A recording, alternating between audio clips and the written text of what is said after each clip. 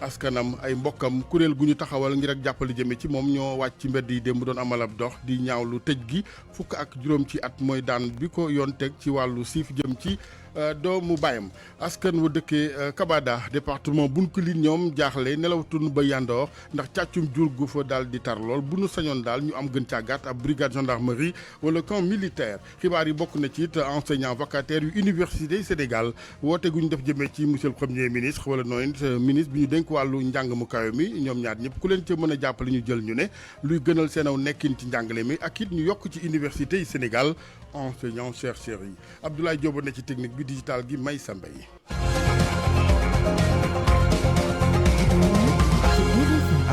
jërë ngeen jëf ci ànd beeg RFM ñu ngi Ndakaaru Médina rue 15 angle corniche immobile El Hadj Elimane Ndour ñu tàmbalee xibaar yi ak wàllu yoon ak procès appel bu ñeel soxna Sidi Dieynaba Sankaré ak borom këram woon di docteur Alioune Badara Mbacké tey jii lay am 3 mars 2025 ci kanamu cour d'appel am Ndakaaru ñu fàttali ni dàqoon nañ ko ay yoon ginnaaw sumb gi ci première instance tribunal Pikine Guédiawaye dafa tegoon daan soxna si Dieynaba Ndiaye ñetti weeri kaso yo mu war a tëdd ndax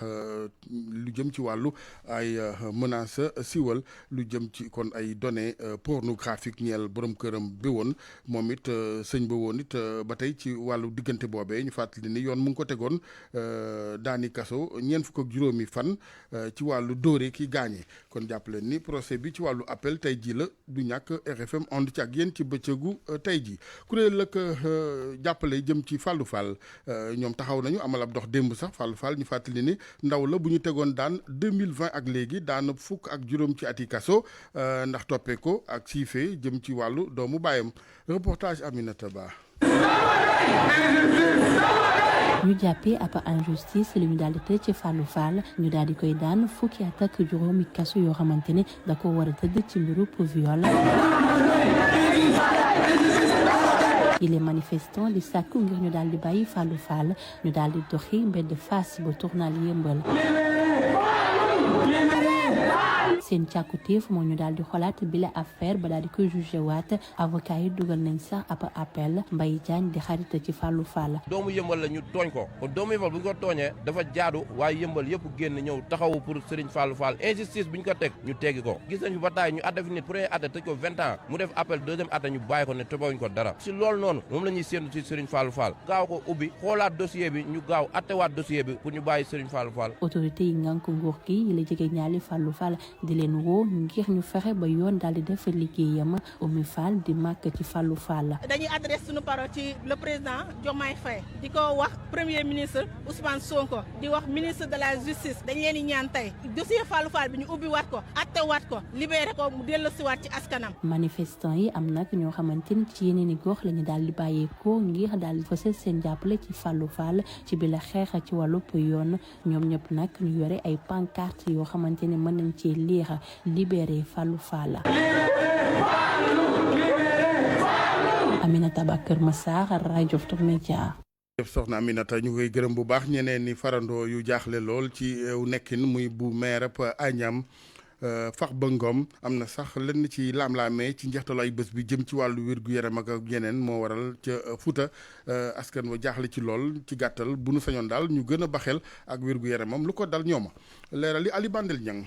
gannaaw yëngu-yëngu yiñ dooroon ca Woré Fondé ak ca Agnam Goli jàmm ñëwaat na ci zone Boseya bi daanaka diiru weekend bi lëm ndax nag ñi nga xamante ni ñooy jàppal tànk député bi di Farba Ngom mel na ni noppi nañu kon gëm ni seen kilifa ga mu ngi ci loxol yoon ba waral kon ñu gis ni dañoo xaw a mel ni ñu changé stratégie waaye kon ñu ngi wéy di gën a taxaw takku ci gannaaw ngir kon jàpp indi seen jàppandal moom mi nga xamante ni mooy maire Agnam Abdoul Aziz Diop kenn la ci adjoint ca mairie ba. njabootu Fuuta yi yëpp ñoo xam ne ay mbokkam ay soppeem ay andi jàmm amul kenn koo xam ne débuté na koor gi ci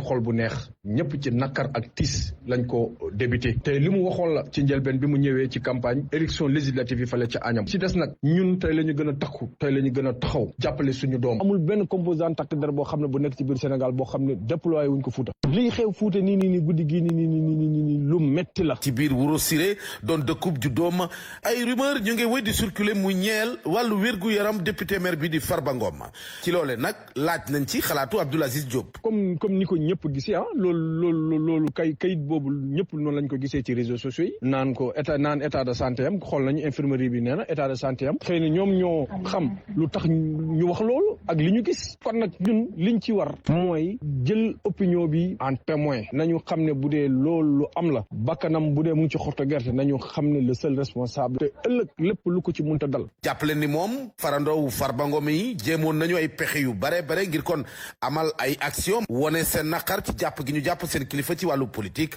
waaye nag teewaaju takkaderu gendarmerie nationale mayu ñu leen fu ñu yàkkee seen nag mu ne kon seen atango Ali Bandel ñaa fi ci doonu Matam pour RFM. jërëjëf Ali Bandel RFM juróom-ñetti waxtu tegal juróom-ñaari minutes. RFM rajo askan wi. ñu wutali dëkk bii di Kabada département bu Bounkiling ab diir ngi askan wa nelawatunu ba yandoor ndax càccum jur gu takkarnaase fa ñoom ca ñay def ñaawteef yu ni mel ngànnaay yu diis la ñuy amee bu nu sañoon daal askan wa Kabada kilifa yi dimbali leen ci lu ci mel ni brigade gendarmerie wala camp militaire Bakary Konté. ay téeméer ci ay nag lañ daal di sàcc fii ci diwaanu Kabada loolu nag juróom benn commune daal di am frontière ak Gambie ñoom ñëpp ñu ngi am ay jafe-jafe yi tar sàmmkat yi nekk fii ci diwaan bi ñoom ñëpp daal di dajaloo di ci diwaan Kawsara ci commune Tankon pour daal di ut solution ci sàccum jur bi nu amee doole fii ci diwaan bi Samba Diop nekk président commission de lutte contre le vol de bétail. gars yi di commencé sàcc ay benn nag waaye bu demee ba 2022 bu mu ñëwee ay gétt la ñu sàcc kon ñu xool ne lii bu continuer ci biir département bi dañuy dem ba ñu nekk ndool ci wàllu jur gi. sàcc yi nag daal di adopté ay stratégie yu bees ñoom nag bu ñu ñëwee ay oto la ñuy indi daal di gàddu lépp loo xamante ne nekk na nag wala bokk ay béy ay xar yëpp la ñuy yóbbaale Mamadou Diallo nekk agent vétérinaire. dañuy dem ba ci wetu gétt gi ñu gaari seen oto dàq nag yi ñuy ñëw ñu dugal leen ci oto ñu korosé oto bi ñu dem seen yoon gars yi dañuy dugg biir Carrefour guddi di jàpp juri sew yi di rendi di yóbbu. ñoom nag lu ñu bëgg autorités yi daal leen jàppale ñu formaliser wu wante nag ñi daal leen sampal benn camp militaire ak benn brigade de gendarmerie ci frontière diggante Sénégal ak Gambie. bu ñuy dem dañuy jël seen ngandaay jël ay fédéral jël ay lépp li nga xam ne moom day mën a blessé nit ñu yóbbu ko. ñu bëgg nañ ñu jàppale ñu ci wàllu camp gendarmerie gën ñu jege wala camp militaire gën ñu jege. commune bu Tankon daal di lëkkaloo ak chef de village yi ñoom nag dañuy surveiller bu baax circulation bétail bi Ablaye Gueye mooy représentant bu maire bu Tankon di El Hadj Mbaye. tey nit warul jël njur di romb ci am commune toute une commune te njur boobu nga yore amoo ci kayit yoroo si dara parce que kayit bi mooy tax ñu mën a identifier njur yu ñu sàcc ak yu ñu sàccul donc ci kaw loolu la leen maire defaral ay carnet jox chef de village yi. gox bi nag bokk ci département bu Bounkiling sàmmkat yi fu mu nekk nii ñàkk nañu ay téeméeri nag wante tamit ay béy ak ay xar loolu nag boo xayma ay millions yi bëri la ci franc CFA ñoom nag lu ñu bëgg autorités yu bees yi daal leen jàppale. Bakary Konté Sédhiou rajo Futurs Médias. jërëjëf Bakary ñu wutali ci askan weneen bu jaaxle ñoom it mooy waa Kéniéba ñu ngi dëkk frontière ak Mali. askanu arrondissement Kéniéba di doomi Sénégal dëkk ba naqari naa dem benn leneen mooy wàllu jumtukaay amu fa ngir seen aw dundi nag lu koy woyofal ressources ya fay bawoo it di ay ressources minières ñoom gisuñ ca njariñ exploité gi ca loolee du lu jaadu ci gis-gisab président union monde rural Modou Diouf ñu teewlu ko sax moom sëñ Modou Diouf ak Pape Ousseynou Diallo. zone bii nga xamante ni moom moo séparé Mali ak Sénégal li ko dale Kidira jàpp Bundu ba Kerangay ak Kéniéba daje nañu ak askan yoo xamante ni askan yu wéy di dund ay jafe-jafe dem bay wax ne nguur yi fi jàll yépp dañ leen a mës a bàyyi ak seen bopp bépp dige boo xamante ni waaye politique yi mës nañ ko ci def amul benn boo xamante ni bu ci jëf topp fii ci Ñeñexoo Buntuba Jubeda Alingel li nga xamante ni moo di am ndox di courant di santé di ay yoon di ay salle de classe réseau mobile population yi ba léegi ñu ngi wéy di xaar nekk askan woo xamante ni wu sonn lool ci diwaan boo xamante ni naam day fi la ñuy jële or fi la ñuy jële manganèse fi la ñuy jële granit waaye tamit fi la ñuy jële fer waaye fii boo fi ñëwee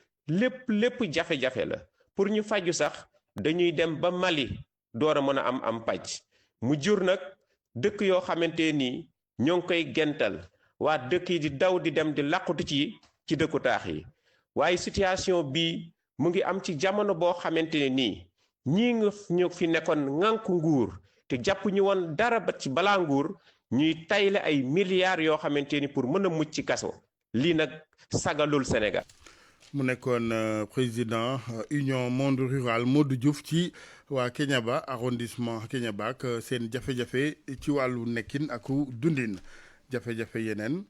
bi yoon bu soxna yu département Fatick ak Foundiougne amoon gan nag muy soxna si ñu dénk njaboot geeg wàllu solidarité nationale madame le ministre Maymouna Dièye moo waral soxna yooyu département muy Fatick di Foundiougne bawunu dara ci ay wàllu tawat yu nu ko yeggee bokk na ca jafe-jafe jotinu suuf ngir mbay wàllu ndox mi ngir yëngu ci mbayam dër mi jumtukaayu dëppook jamono ngir coppar ñi lay tukkee ci seen mbay moomee soxna si nag digg na leen ak taxawu moom madame le ministre ñu teewlu ko Maymouna Dièye ak Aminata Goudiaby ñuy jàmbat ci ñàkk am accès à la terre loolu nag foog naa ni sama ministère ñu ngi ci liggéey bu mucc ayib pour ñu mën a jàppale leen ngeen mën a am accès à la terre foog naa ni léegi nii voilà di wax ci problème boobu ndax da ngeen di bay waaye dañ leen di abal wala ñu leen di loué te loolu frein la ci fi ngeen bëgg yegg donc faaw mu am pour ngeen mën a liggéey mënoo seen bopp. thème ren bii ci journée internationale de la femme nekk na thème boo xam ni ba tey ci loolu la ñu wax muy droit muy équité tolloole moo ñuy may ñu yegg ci jigéen mën a am accès ci li mu soxla pour mën a développer bopp waxtaane ko parce que looloo waral tournée bii may def tournée nationale la gox bu ne boo fa demee xam la fa am xam la fa manqué xam li jigéen ñi bëgg comme ni ma ko waxee léegi danaa doon seen avocat danaa doon ki nga xam ne fépp fu ñu war a taxaw pour ñoŋal seeni droit ci gouvernement bi ak ci leneen fas yéenee naa cee taxaw yëpp sama loxo ni dinaa leen fa teewal. madame le ministre Maymouna Dièye ak jigéen ñi Fatick ak Foundiougne ci kaw tournée nationale bi muy amal ci kaw bëccëg gi nu jagleel wàllu soxna yi ci Sénégal ayu bés la di semaine nationale njàng mu kawe meeg enseignant vacataires yi yu université yi Sénégal ñoom nag bu nu sañoon ci ndimbalu premier ministre Ousmane Sonko ministre éducation plutôt enseignement supérieur docteur Abdourahmane Diouf ñu am ak taxaw ci wàllu benn ñu yokk lii di jàngalekat yi ci wàllu enseignant chercheur wàññi kon gàpp maanaam ak wuute xut gi ci weneen wàll it ñu gënal seenaw nekkin ci njàngale mi ci université yi Sénégal ci seen kàddu chargé de revendication bi Mactar Ndiaye ñu teewlu ko Seydou Nourou Ba. kuréel gi nga xam ne moom la ñuy wax REBUS ëmb enseignant vacataires yi nekk ci université publique yu Sénégal yi mi ngi naqarlu lool di mettitlu lool li tax invité wuñu ci dialogue bi nga xam ne moom la premier ministre organisé woon ci jeudi bii ñu wees muy 27 février sunu teewaay foofu nekkul woon lu war a mën a ñàkk ndax boo jëlee enseignement supérieur bi téeméeri jàngalekat juróom-ñaar fukki yi ay enseignants vacataires lañ li ëpp ci liggéey bi ñoo koy def jaarale ko ci jàngale mi jaarale ko ci surveillance examen yi jaarale ko ci correction copie yi waaye gis nañ ni invité na étudiants yi invité na SAES waaye invité wul kuréel gi nga xam ne mooy représenté enseignant vacataires yi loolu nag métti nañu ba fa métti yam musuñu dégg ñu ne ñu ngi grève musuñu dégg ñu ne ñu ngi marche musuñu dégg ñu ne ñu ngi def leneen ak leneen waaye ba léegi nii dafa mel ne ñun ñoom kenn considéré wul liggéey bi ñuy def di wax ne également premier ministre ñu ngi koy lancé waat un appel pour 3 demandes d'audience yi nga xam ne jot nañ ko adressé mu accordé ñu ci benn ñu ñëw toog ak moom comme raté nañu dialogue bi mu déglu ñu xam li nga xam ne moo ñu métti ndax moment bii ma leen di wax na sunu collègue yoo xam ne ba léegi nii fayaguñ leen ci université yépp te loolu du ren rek la am at bu ne pratiquement dafay am liggéey ba at mi jeex ñu ngay toog lu mat at wala lu jege ñaari at du ñu la fay du yoon université bi également recrutement plan de recrutement amul boobu ba léegi ñu ngi koy jooy di ko ñaxtu léegi nag dinañ jël suñuy responsabilité bureau national de REBUS bi pour li nga xam ne moom la ñuy dund te ñu wax li ñu war a wax def li ñu war a def yëguñ ñu faalewuñ ñu dinañ nag xool lan moo war pour respect am ba faaw.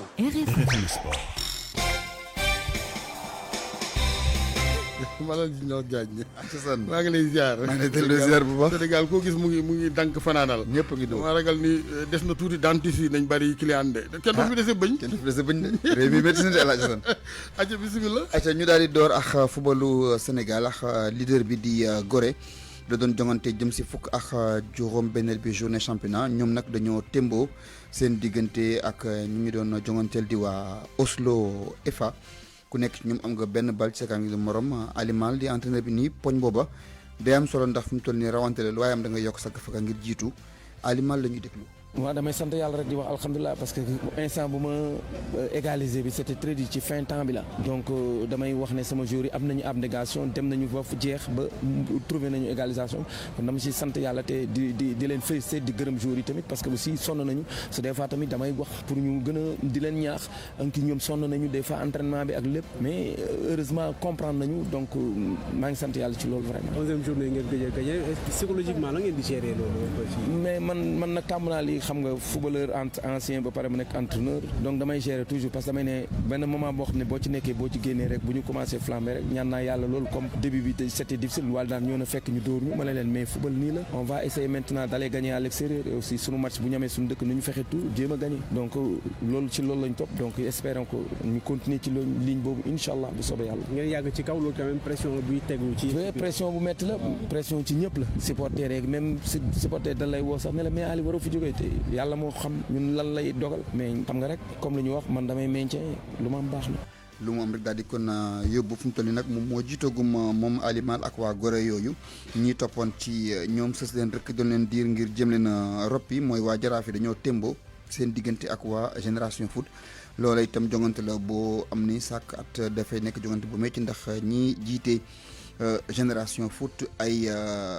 waa kër Jaraaf la ñu woon mujj sos ci atum 2000 kër googu di Génération Foot bu ñu dajee nag day daal di nekk jongante yu métti yu saf yu neex waaye lépp dafay am ci fair play ndax ñoom ñoo bokk toog ñoo bokk màggandoo loola moom mooy wàllu sport kon dañoo témboo Jaraaf ak Génération Foot kenn ci ñoom amul benn but ñii di waa Pikine ñoom dañoo yittewoon lool am ndam ci seen terrain ba moo tax ba ñu jekkoo Dakar Sacré-Cœur dañu ko daal di dóor li xale yi wax dañu leen pattal dóor leen benn bal si dara Lamine Diagne seen entraîneur ni poñ yi lu ñu yàggoon a diir leen ndax dañoo bëggoon a génn fa ñu nekkoon ñu déglu ko. ñi sant yàlla bu baax di féliciter xale yi ndax tey wane nañ football wane nañ jàmbaar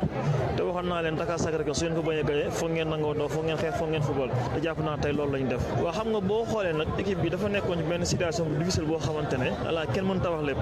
xale yi aussi dañuy joué waale ak loolu donc peut-être teel a dugal bi boo xoolee ñu nag Sonacos noonu la demee woon yàlla dafa dimbal ñu teel a dugal mais nag xam nga en général boo teel a dugal la plupart du temps da ngay jéem a xool noo sàmmee score bi mais li leen wax rek mais dara xewagul 0-0 parce que match demagul fenn 1-0 voilà 1-0 nekkoo à l'abri mais je pense après aussi voilà génn nañ jouer malgré voilà réaction d'orgueil bu Sacré-Cœur par moment il nous a voilà poussé mais aussi vraiment nous avons réagi donc défensivement xale yi ñu ngi fi woon donc loolu moo ñu dimbal tey ñu bañ a mos. gis nga qualité joueur yi nga doon seet ci mercato wala ba léegi des na. ñun bokkoon na suñuy point faible attaque bi tey am nañ ay profil joueurs yoo xamante ne tey jii indi nañ percussion indi nañ profondeur devant je pense que loolu daf ñu manqué woon tey vraiment gis nañ ko ci xale yu bees tey. kon Pikine daal di profité ci ndam loolu nag ci kaw Dakar Sacré-Cœur daal di yéeg ci fukk ak ñetteel bi place ñii ñoom dañoo leen a dóor muy waa Casa Sport Sonacos moo leen dalal ba noppi dóor leen benn bal si dara li leen jongante yi Wakam moo teeru Guédiawaye ba noppi dóor ko ñett ci benn baka mu dem ñibbi Tëngéej fekki waa HLM ñaari bal ci dara lañ leen jox sukar koor nu yóbbaale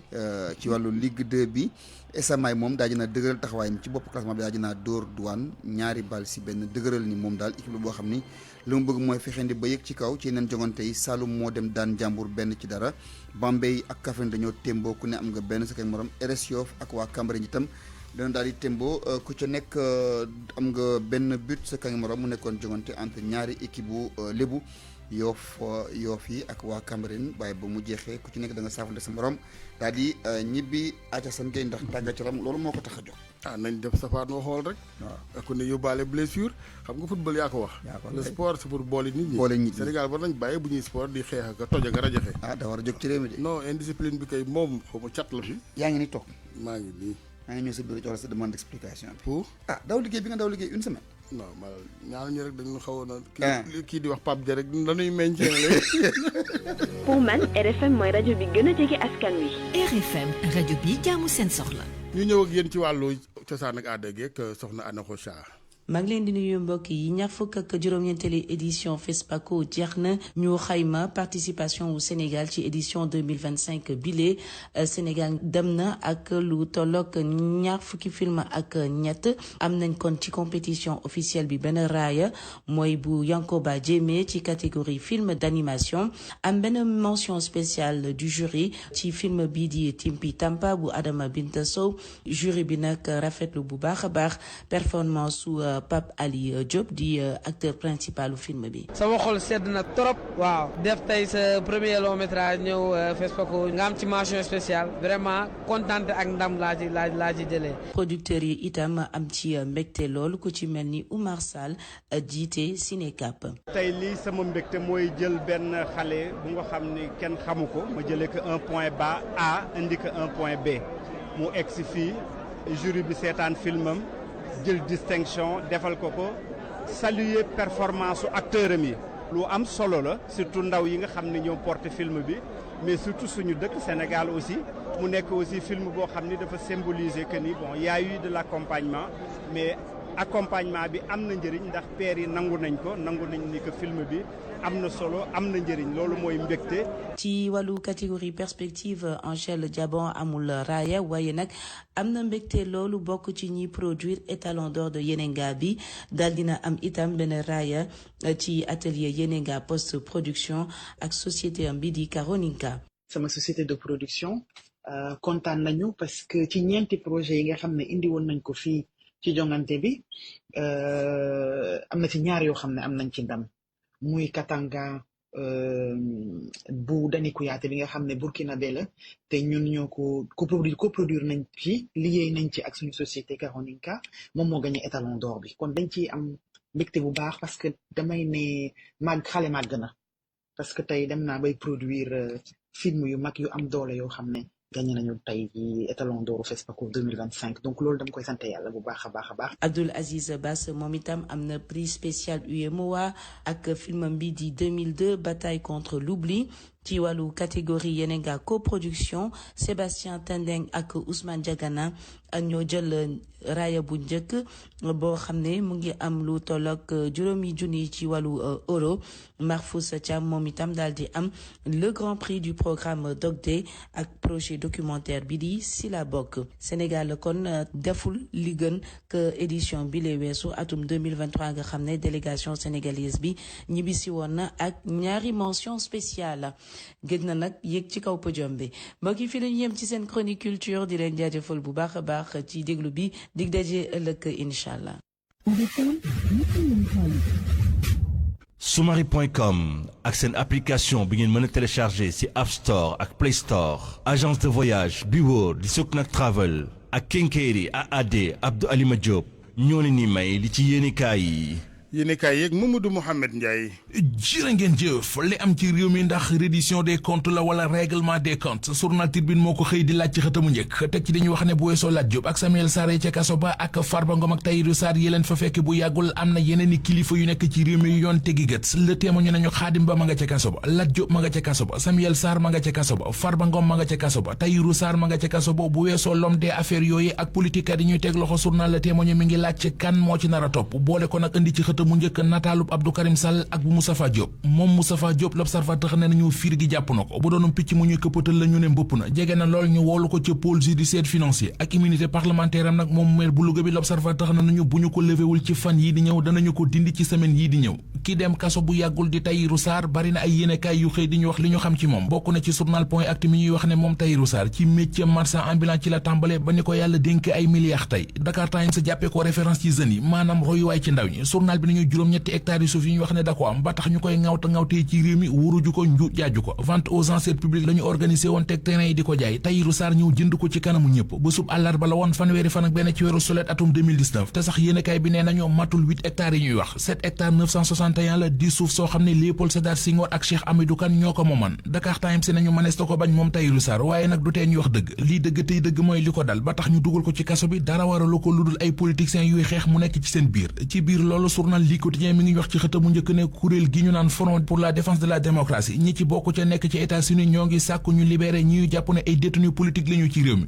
porte-parole gouvernement bu Sénégal di ministre Moustapha Ndiack Sarré mi doon tontu Macky Sall ba di ko méngale ak chef de gang Les Échos nee nañu dootu ko defati ndax dégg na ca toroxtaangeem maître Oumar Youm tontu na ko tontu rëy xas ko ba mu ràpp ne dàllu mbooloo pare ca waa ji di Bassirou Kébé jël woom it wax ko luy tàkkate du fay suur soi nañu ak lu mu ci mën di doon Macky Sall moom mi ngi ci danger ndax gaa ñi jiite réew mi ñoo ngi baral jéego yi ngir woote loi bii may président de la république sañ-sañu mu mën a dem jëli bépp doomu Sénégal bu nekk ca Maroc andi ko ci réew mi bu la soxla ba ci sax ñi caabi féete ginnaaw ci réew Maroc. assemblée nationale Source A mi ngi ñuy wax ne woote nañu ci am ndaje tey ci yor képp ku am mbokk muy liggéeyee ci aéroport international Blaise Diagne na nga ko ñaanal ndax dañuy dàq ci kër ga la Sénégal nañu crise économique bu am ci AIBD moo waral ba ñu nar faa dàqee lu toll ci juróomi téeméeri liggéeykat 500 travailleurs journal Tribune nañu toll nañu exactement ci 514 travailleurs seen plan dàq mu di projet de licenciement bi defar nañu ko ba pare Cheikh Bamba Dièye mi jiite aéroport international Blaise Diagne duñu xamal ci libération ne aéroport bu Diass bi li ñu ko yan moom la attanoon ndax daaw muy ci 2024 gi 7 milliards la aéroport bi liggéey te ay chargam tolloon nañu ci 23 milliards lise ko nañu personnelu aéroport international Blaise Diagne ci 2022 gi ñoo ngi tolloon ci 275 travailleurs 2024 gi bi ñu leen wàññee yokku nañu ba toll ci 938 agents te loolee bu ko aéroport bi bëggee gàddu mooy tàkk na ki bëggoon a tal boppam mi ngi ci journal Le Témoin